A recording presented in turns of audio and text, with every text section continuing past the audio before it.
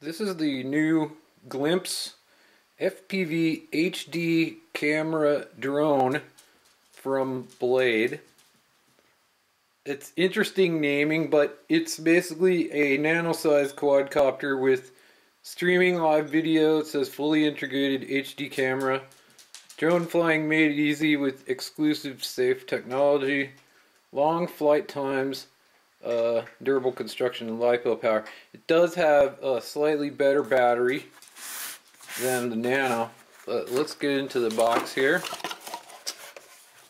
I got it at National Hobbies, as you can see, for 180 bucks. And it has that plastic bit. Here is this is a bracket so you can mount your phone onto your radio.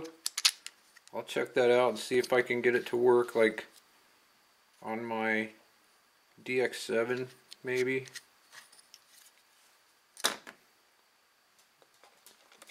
So there's the copter there. It's one of these where it's, it's upside down, the props face down, motor's face down. It doesn't have 3D capability. So it's got a little fin there, which I guess is to keep the props from hitting the ground when you land. In case you came down hard, it would keep it from hitting. Battery goes in right there. I like the colors, green and white, that's cool. There's the camera.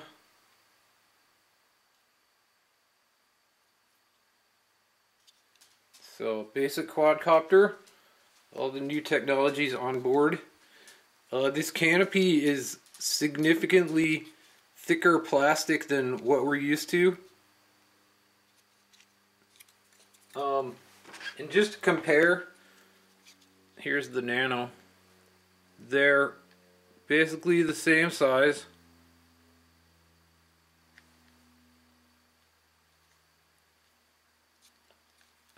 Except the props are much bigger on the Blade Glimpse. So, and the motors are bigger too. We can show that here. There's the two motors side by side. So much bigger motors, bigger props on the Glimpse.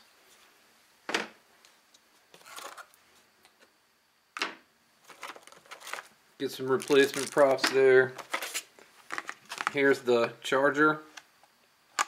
This is the same USB charger they've been giving us with everything, except it's got this extension plug there for the bigger battery. So there's that bigger battery with that larger size plug, similar to what we used on the MCPX. 500 milliamps. And then the rest of what's in the box is the rest of the bracket here.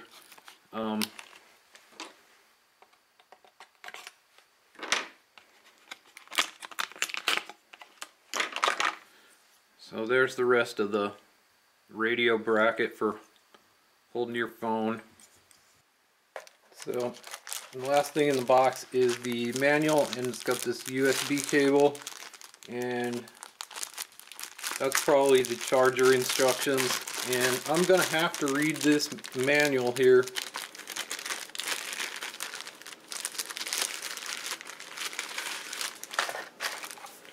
In order to figure out how the Wi-Fi works. So again, we have English, German, French, Italian,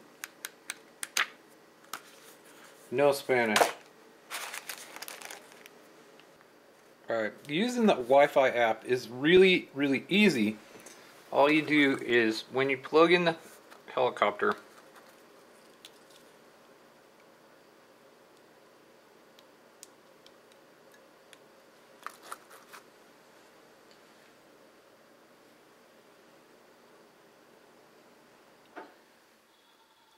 this is the Wi-Fi indicator right here, so you just kind of wait for that to go solid. and then the network is ready, and you can just connect to it.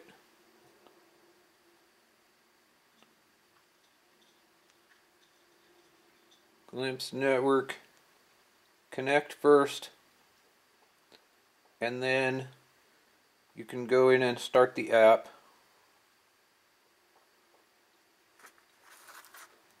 And the app will show you what the copter sees.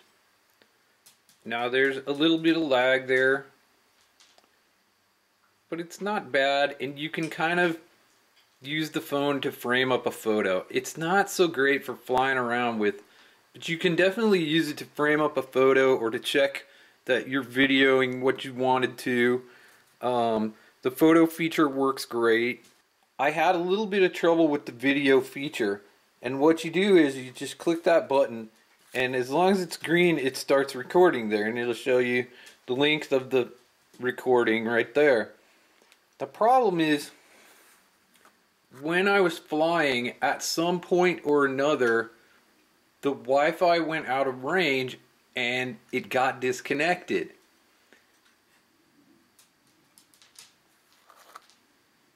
And so I was not able to stop the recording because you have to be connected in order to stop. In fact, the phone didn't even know that the glimpse was still recording.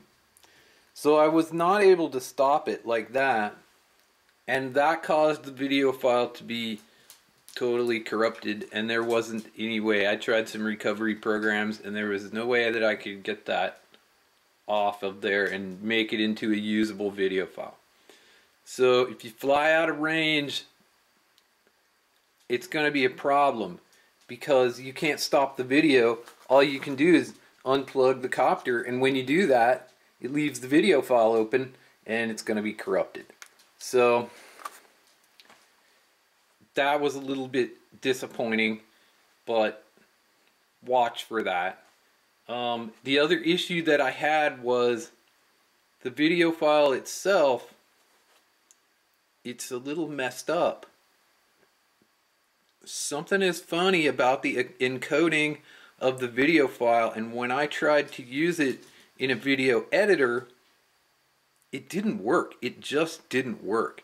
And I tried to fix it with some fix-it programs and stuff that fix standardized videos, and none of those were able to produce a standardized file from it. So there's something funky about the video file itself, and I could not edit it into this video. But I posted it by itself, and YouTube was able to actually process it, and it looks okay. So the video actually is decent quality. Looks okay for a tiny copter like this, but there's some difficulty with it, you know, in terms of you gotta stop the video somehow, and if you fly out of range, you can't really do that. It's difficult to reconnect. I couldn't make it reconnect properly, and that video file is funny. So overall, I would say great copter. I would love to see it in an actual FPV version so we could use it with goggles, and probably what I will end up doing is removing the camera board. It is a separate board, so I'm going to probably remove the camera board from here and either make my own 5.8 gigahertz system with a camera that size, or take one of the cameras, you know, from this Nano or something like that and use that. Now, one thing that this copter doesn't seem to have is an acrobatic mode. It's only flying in self-leveling mode, but for FPV, I think that's okay. I can barely fly even with that, so I think for FPV, self-leveling only is fine.